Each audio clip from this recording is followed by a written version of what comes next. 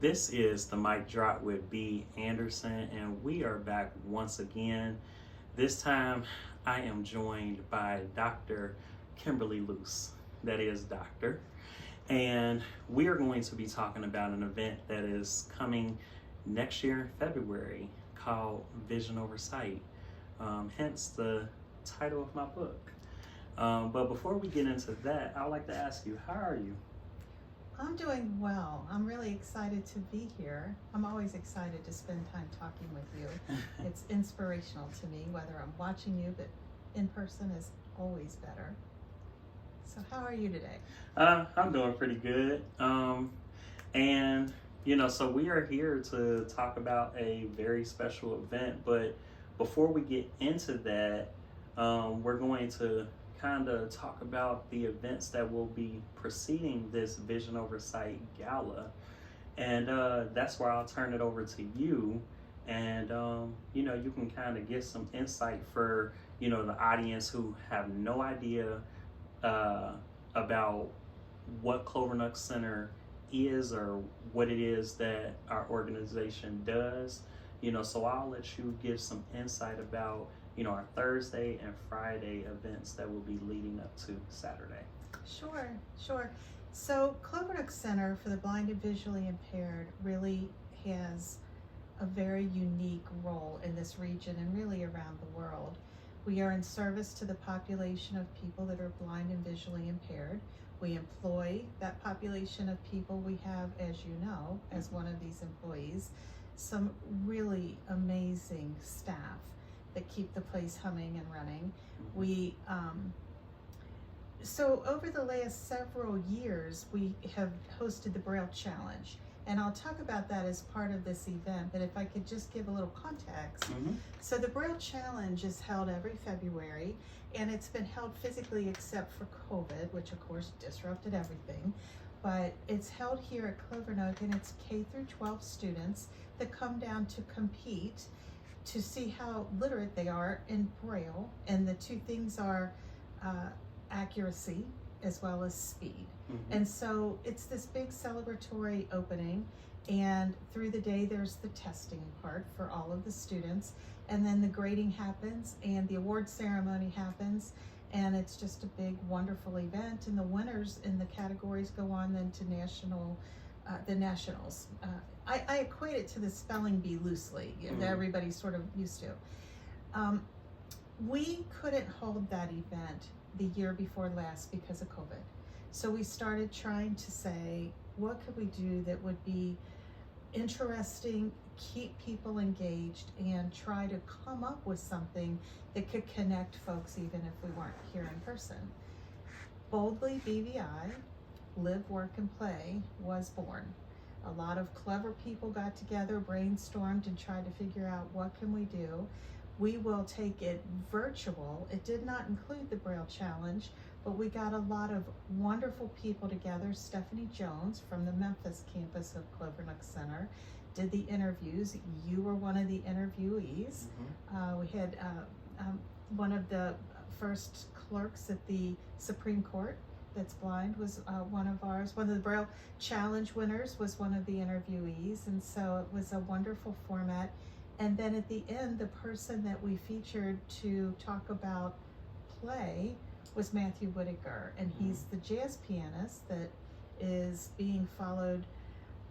60 Minutes has been following him. He's just now 21 years old. He's been on the world stage really since he was probably younger than 10. I know at 10 he opened for Stevie Wonder at the Apollo Theater. Because, of course, wouldn't you be at 10 opening for Stevie Wonder at the Apollo Theater when he was inducted into the Hall of Fame, when Stevie Wonder was? One wonderful thing about Matthew and his family is they've also allowed the medical community to follow him. He's blind since birth, and he's been doing functional MRIs and sharing those results with the world. And what they've learned is when he interacts with music, the visual cortex of his brain explodes with activity. So it's really fascinating to think about how his brain will utilize the part that isn't being used to see and direct it towards music. So all that brain power is functioning towards music. So he came on and wrapped up the show for us, and I was honored to MC that event. And one of the last things I was kind of joking with him about is when he would come to Cincinnati. And he said, well, I've never been. And from that, the fundraiser concert that was an afternoon with Matthew Whitaker last November was born. And he traveled here with his team, his band, his parents, and we had an amazing event. And we decided, you know, we think we want to do a stop out, because we were just running a million miles an hour with these events that were all new to us. And we said, what? We went to Chris Faust, the president and CEO, and said, if you give us some runway, some time, we want to design a first inaugural, first annual event that we're going to repeat year after year. One of the things we wanted to do was honor an event that a board member, Nicola Pietosa, that Nicola's restaurant founder, had done for us for several years at his restaurant, 5 courses for Clovernook. We wanted to honor that major contribution. His goal was always for us to outgrow that event. COVID interrupted that too, and so we had to skip, but then we were back. And so we decided we would do a 3-day event, and we're going to anchor it on the Braille Challenge, which is set at it's set by the state of Ohio. It's usually the 3rd Thursday of every February. So we said, what if we did one? Think about if you go back to college and you have the annual homecoming, and they'll have several days of things. That's what we're doing. So Thursday will be the Braille Challenge.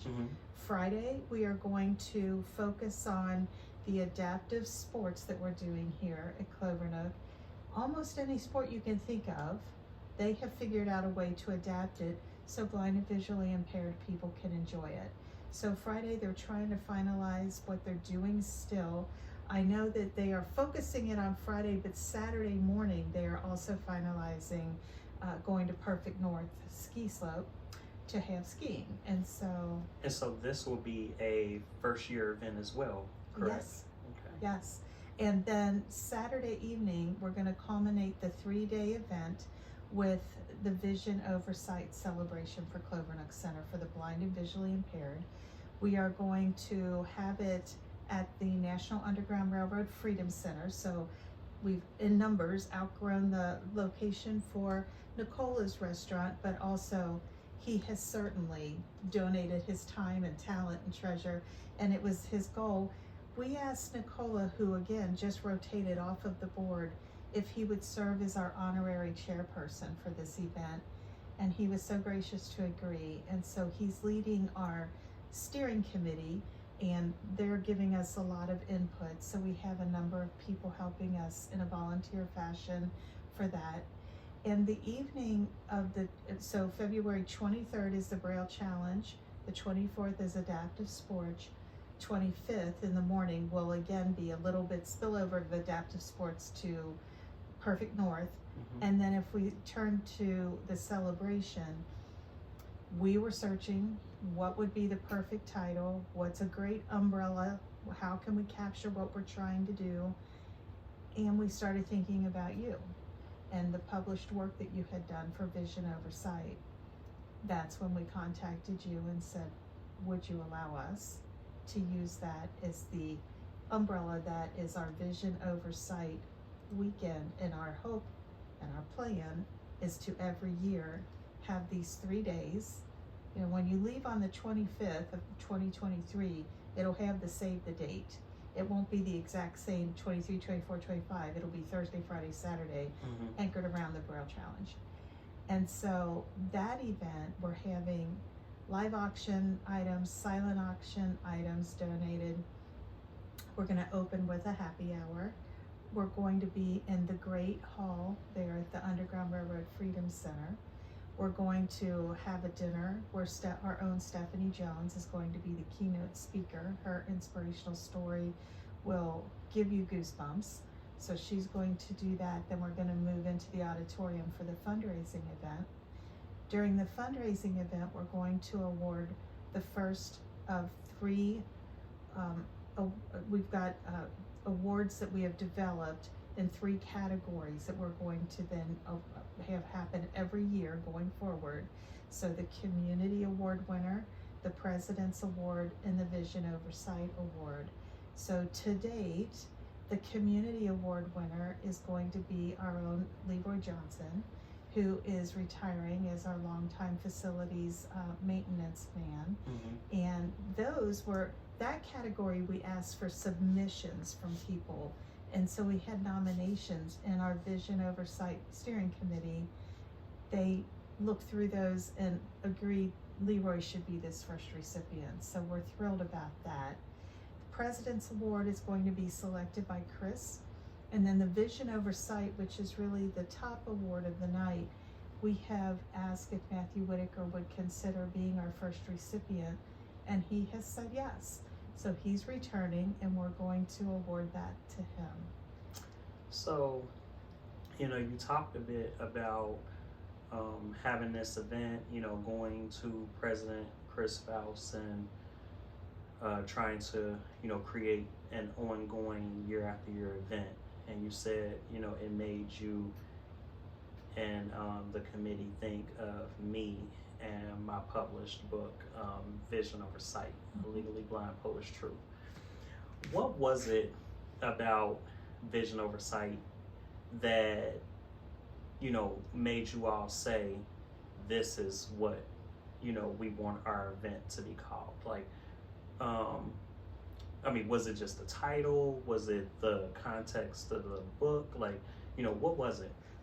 So honestly, for me, some of it was just divine intervention. Mm-hmm. We're searching, we're looking. You had just been named Employee of the Year.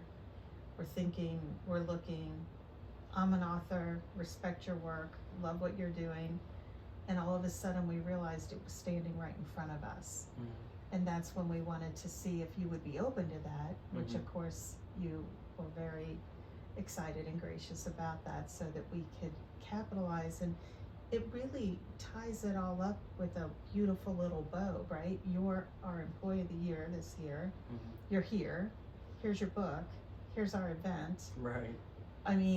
It was almost like it was standing right in front of us as we struggled for a little while to figure it out.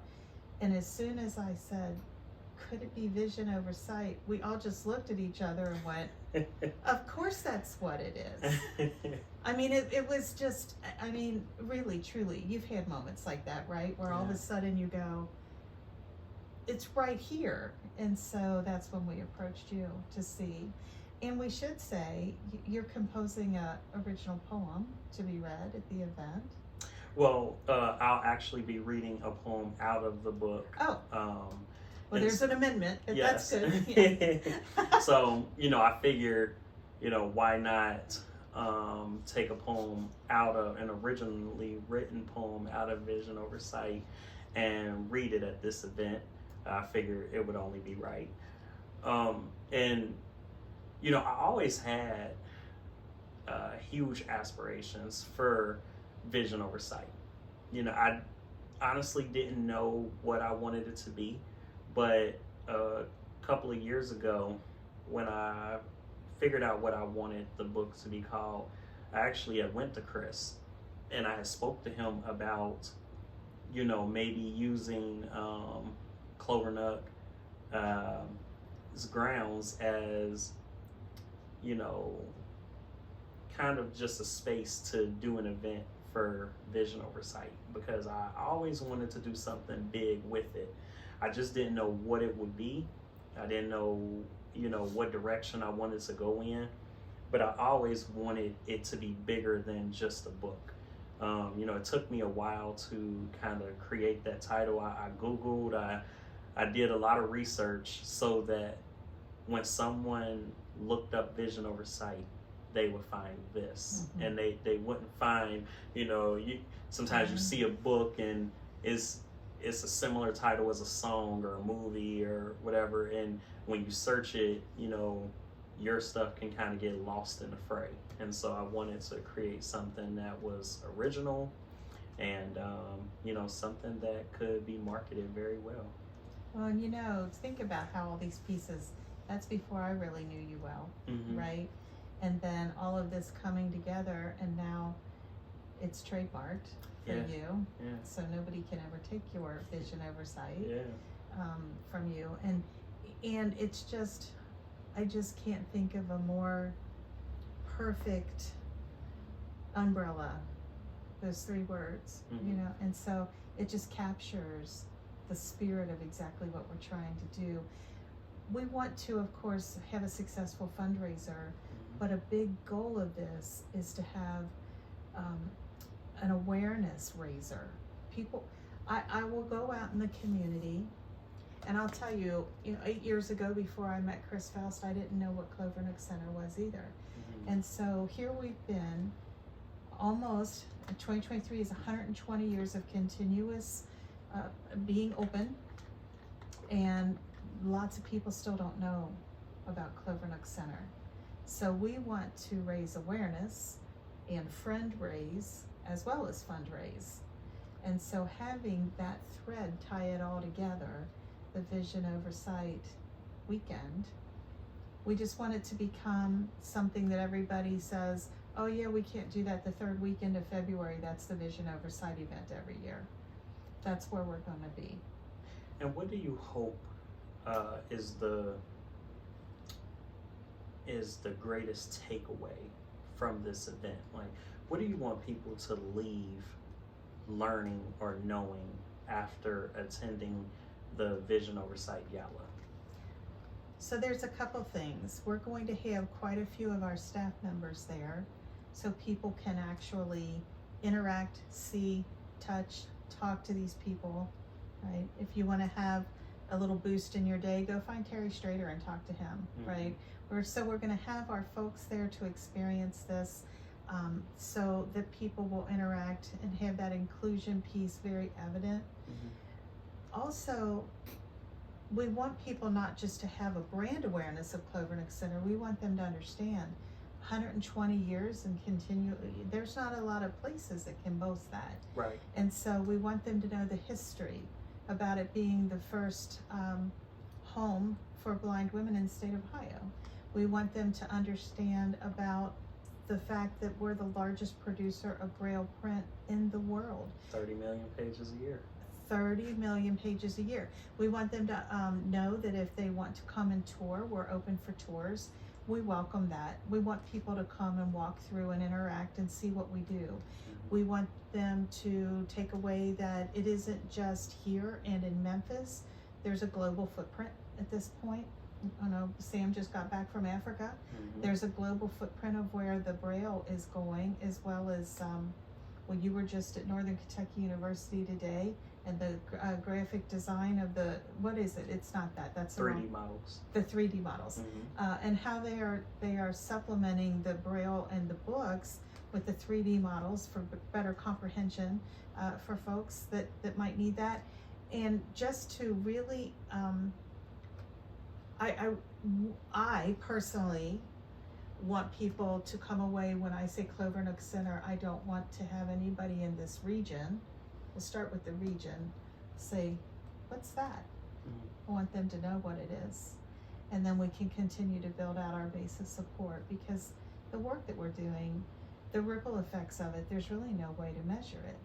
You know, the support that we bring, the lives that are enriched, there's really no way to measure how far those go.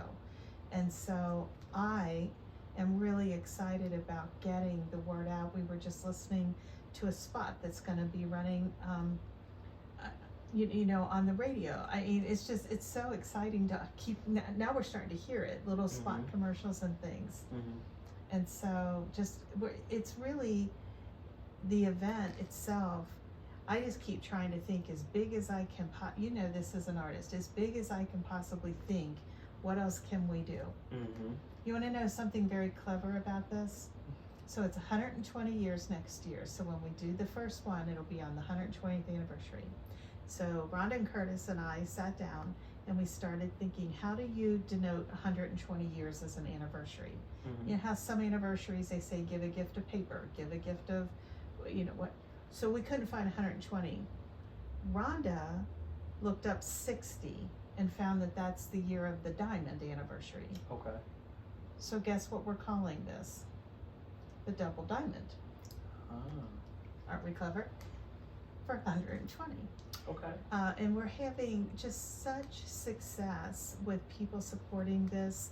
A great example, Schwartz Jewelers, that's right here in North College Hill, family-owned jewelry store that's been here, maybe lying, but I think more than 80 years. Bill Dorward put us in touch with them. He's a big supporter of ours, as you know. I went up and talked to Dave Schwartz, who's the patriarch. His sons are now pretty much running the stores.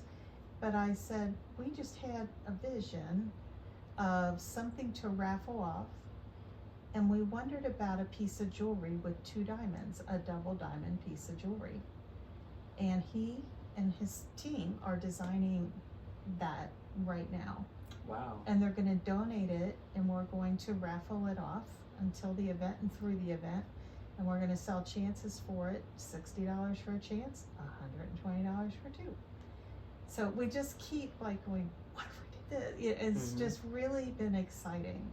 If you can't tell, I'm just really excited and proud of this because it's just fun to work on a project that has so much meaning and that you know is going to benefit and do so much good. So if someone is either watching or listening to this interview and they wanted to find out more information about it beyond this interview, how would they find that information? So the easiest thing to do is go to clovernook.org, click on the events link, and it will bring you to we're having our registration handled by GiveSmart. So it will bring you to VISIONoverSIGHT, and there's a button that you push to get tickets. We have an early bird rate for tickets until January 6th, $125. After that, it will go up to $150 for a seat, and that's all inclusive of dinner. And on there, they're also listing all of our auction items, and so it's really great. We're going to be able to have people register prior to coming. They'll get a text message. Okay. Hey, the event's coming up tomorrow. Go ahead and so you don't have to stand in line, and then they can take a look at anything that they might want to bid on. If they want to just stay in their seat, it's going to be, we're not going to have people walking around and signing their names on bid papers. It's going to all be electronic, and then they will bing your phone if somebody outbids you and say, do you want this? And you can go back. So it's going to be handled in a way that'll be very user-friendly, convenient, and keep people informed. And so it is live and up on our website, GiveSmart. That link is live. So we're currently selling seats, and they're starting to pick up people not wanting to miss out on that early bird rate. Absolutely. And so it's exciting. Every day we check in to see how many more, and so we have a capacity of 300 in that venue. And we made a very deliberate decision about that venue. There are, of course, venues that are much, much bigger. And we talked with the president about this, and we decided, first of all, the message of inclusion at the Underground Railroad Freedom Center is something that's very important. And so we really liked that idea. And then we thought 300 is a big number, but it's not so big where, if you've ever been at events where it's so big, you feel a little lost in the crowd. We want it to feel intimate. We want folks to be able to see who's there, and interact through the happy hour. And there's also, I neglected to say, we've got Out of the Blue, which is a musical duo. And if you go to Out of the Blue, Google them, they are a group here. It's a twosome that play guitars and they're vocalists, and they're really fun. So they're going to be opening for happy hour, and then at the end of the night, as people are wrapping up the silent auction item piece and leaving, they are going to be performing again. The other thing that we haven't talked about, and I know you're going to ask, so if I jump ahead, just fuss at me, but having your event at the end. So we're definitely gonna. I'm gonna be quiet because yeah, I want to be sure that we don't yes. that I give that its proper respect and that we don't forget that. But I don't want to get ahead of you either. So we're definitely gonna get into that. I know one thing that I did want to mention is if you do decide to come to this event, which I recommend that you do, you will get your own personal copy of Vision Over Sight, A Legally Blind Poet's Truth. Well, where you will learn that vision, which is internal, always beats sight, which is a physical trait. And that was pretty much the theme for this entire book. I wanted people to understand that, vision, a person cannot see a thing, may have been born without sight, a lack of sight, but if they have great vision, that can take them further than anything that you could imagine.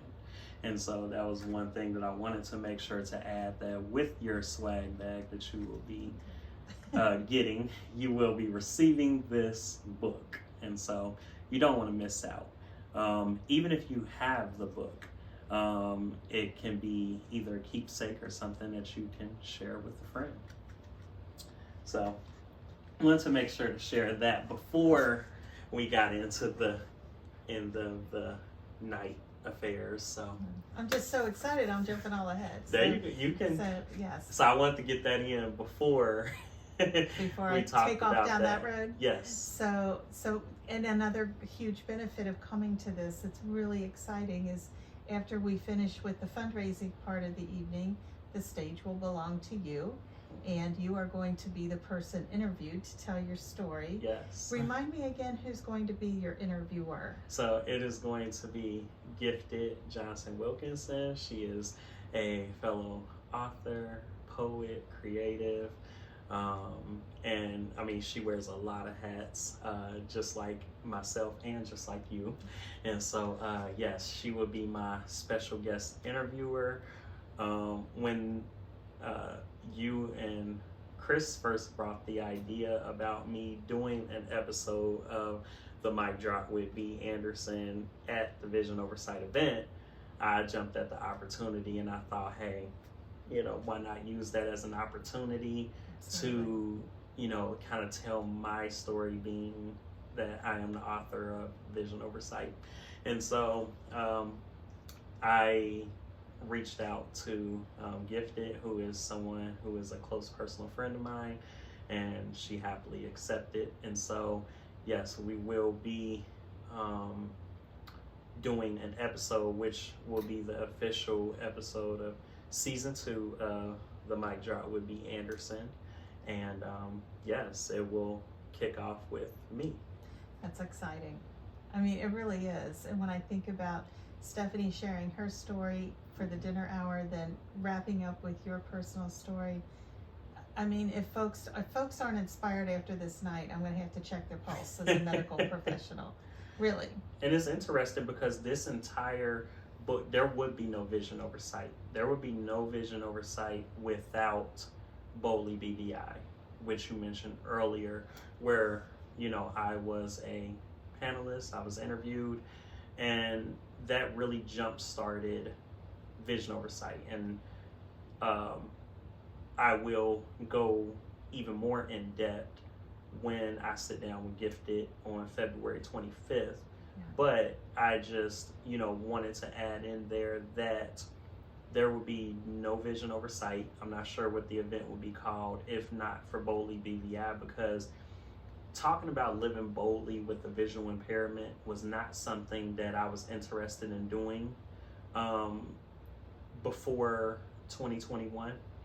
And even leading up to the event, I was, really nervous, didn't really feel comfortable talking about my visual impairment. I never had, and it's what took me so long to get on the stage in the first place. But, getting that opportunity to sit down with Stephanie and, to talk about these things, it really propelled me in a direction to where I was writing another compilation to my, you know, kind of a follow-up to A Penny for My Thoughts. And I was just gonna create another compilation, but after doing the Boldly BVI event, it kind of took me in a completely different direction. And I decided, why not be vulnerable? You know, why not be bold? And why not talk about my visual impairment? Because I wanted to be the example that I didn't have growing up, as someone who was successful, who was living their life with a visual impairment, doing all of the things that they desired to do in life. And I've always wanted to write. You know, I've always wanted to do music. I've always, you know, I never thought I would be interviewing, but I always wanted to do these different things. And so, you know, having that event, it changed my life forever. And so, you know, to then fast forward, you know, not even a full 2 years later, and to have an event named after the creation that was inspired from Boldly BVI, it's like everything kind of comes full circle. And so, you know, I'm very excited about this event. I'm honored for my book title to have been used. And, you know, after we're long gone and retired and, you know, doing different things, you know, our goal is for Vision Oversight to continue. You know, it's for it to be an annual event, you know, to where one day we'll look down the line, or someone will look down the line and say, wow, this is 120 years old. And so, you know, I feel like if we can even get half of that, then we will have succeeded with this event. You know, you're just speaking my love language now, right? I mean, you know, here's there's so many things going through my head listening to you. First of all, congratulations to you for being open to that, because it's hard. That being vulnerable piece is so difficult, and then freeing, right? And now you are inspirational, right? I remember when I thought about my first book, I was standing on a stage and I was talking to an audience about a very personal issue, and somebody came up to me afterwards and said, you should write a book. So I resonate with what you're saying, but it starts with you being brave enough to go out and sit down with Stephanie. Yes. And then all of this fallout that's positive as a result. And when you say it's a circle, I'm going to challenge you to think about it as a figure 8, because I think you're starting on the next one, because I'm following you. And these interviews are not all that's going on up there. Yeah. So I get so excited thinking about this event. And by the way, we're just a little over 60 days out now, that I almost can't stand it. I can literally close my eyes and see us sitting there. I can see it in my mind's eye. I can see us at the event, and I can see us scrolling save the date and having folks planning to come back the next year. Absolutely. And we have opportunities. I'd be remiss if I didn't say on the platform that we have here, there are opportunities for sponsorships. We are looking for any kind of donations for silent and live auction items that we can put together. We're doing Experiences of Cincinnati. We're doing plays. There's sponsorship levels. Everything is there at the Give Smart link that you will find. And so, of course, it is a fundraiser. So that's what we're trying to do. Yes. But we're trying to do really unique things. So we're trying to have things that people just are going to enjoy so much. And like you said, there'll be keepsakes and things they treasure that they can take home from there. Well, would you like to reiterate one more time before we close out? A couple of things. First of all, where can they go to purchase tickets, and when does the early bird special end, and what will kind of be the ongoing kind of 3-day event from here on out? So we know the 23rd, 24th, 25th, but as you stated, it won't always be those dates. So you could reiterate those. Sure. So the ongoing, it should be somewhere around the 23rd, 24th, 25th. It's going to be anchored every year by the determination of what date is set for the Braille Challenge at the state level. Okay. And they always have done that so far on a Thursday. So it's been like the third Thursday. So we will follow their lead, and whatever the Braille Challenge is, that Friday will be adaptive sports, Saturday will then be the celebration, the gala. And so that's how that date, we should know that by the time that we get to this. We should be able to tell them what the next year will be. Okay. The Clovernook.org, go to the events tab, and it will pop up. You will see the Give Smart, it'll say VISIONoverSIGHT, big as life right there, and you will be able to click. There's all the active links for the silent auction, the live auction, and there's a button that says purchase tickets. January 6th is going to be the cutoff for the early bird, 125, and then also you can buy tables. There's tables of 8 and tables of 10. If somebody wants to say bring their whole family, they can. There's tables for sale. There's sponsorships that's on the Give Site Smart that have different levels of sponsorships and it shows all the benefits of the different levels. And I think, one thing I didn't mention, there's so much parking underneath the Underground Railroad Freedom Center, so it's completely accessible. But we also are working on getting a valet service, so if folks want to be dropped right at the front door, we're going to have that available for the cold February weather. Amazing. And so we're going to, just to make it as inclusive and accessible as possible. And then, walking into the Underground Railroad Freedom Center is an experience all unto itself. Absolutely. And so we'll have the venue for the evening, and it'll be a private event that'll just belong to us. Well, you all heard it here first. Make sure that you tap in. You can find more details even outside of the website on Clovernook Center's for the Blind and Visually Impaired's Facebook page. Sure, the Instagram and LinkedIn as well. You type in Clovernook Center for the Blind and Visually Impaired, you will find it. Dr. Luse, I definitely have appreciated you. You have given a lot of insight, and I've learned a lot myself. And I can't wait for the event, and I appreciate you being my last guest of the year. It's an honor to be here. I always enjoy talking with you, and I just want to again thank you, because you've been instrumental in this as a visionary for this event. So thank you. Absolutely. Well, this has been the Mic Drop with Dee Anderson. I hope everyone enjoys their holiday, and we're out.